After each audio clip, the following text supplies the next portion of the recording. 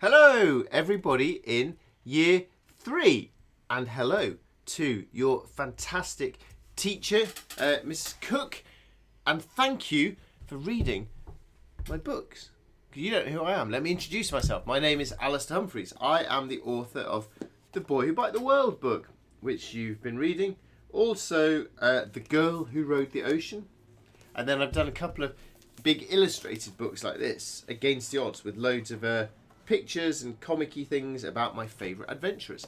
So thank you for asking me these questions. Well, let's go. Let's do this.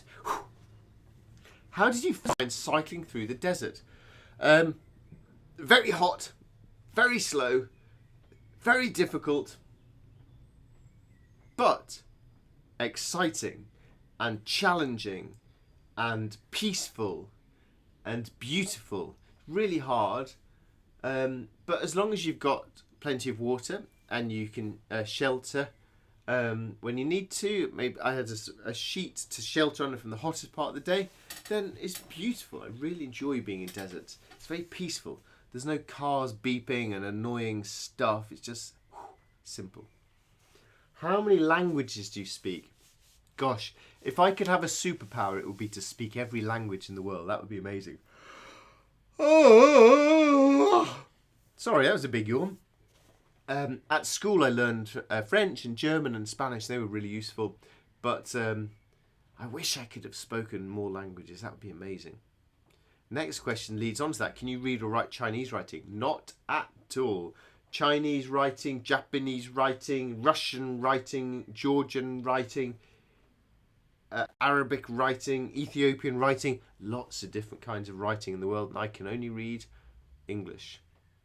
Having said that, we're really lucky to speak English because that is the most widely spoken language in the world. So when I went to lots of other countries, I could usually find someone clever, like a teacher, who could speak English and help me.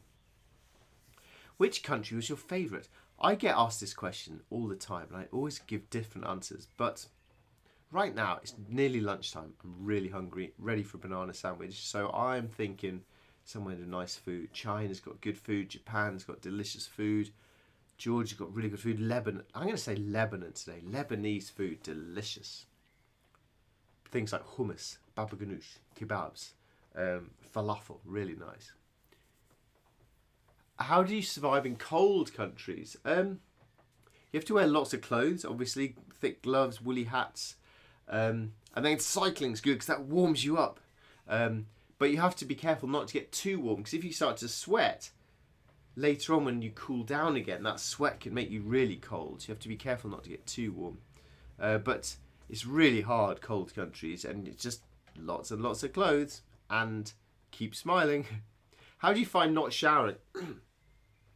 So I've been several weeks, a month, 6 weeks without a shower. And I have to admit, I really don't care. It doesn't bother me one bit. A whole month without changing my pants, I don't care.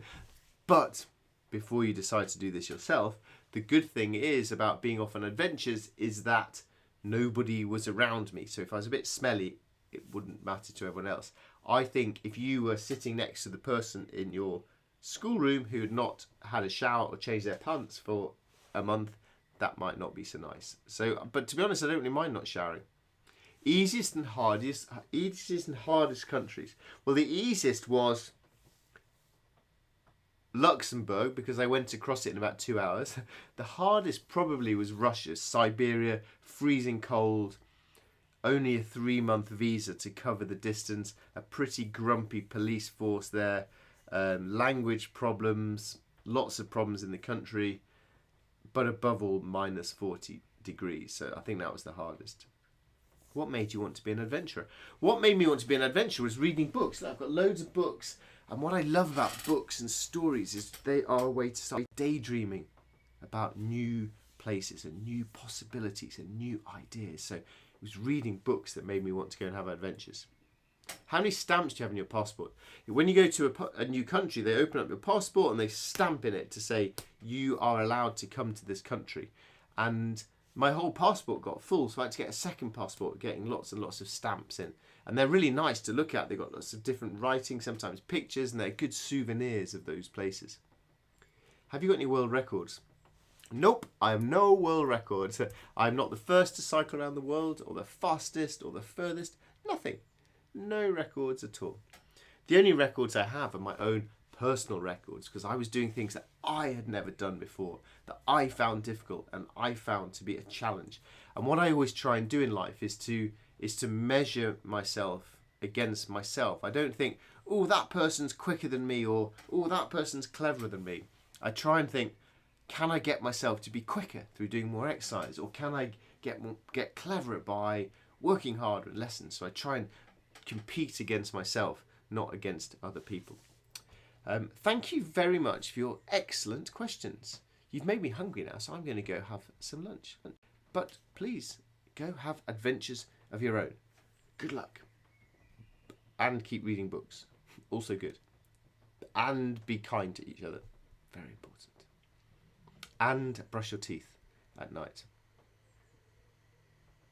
The end. Bye.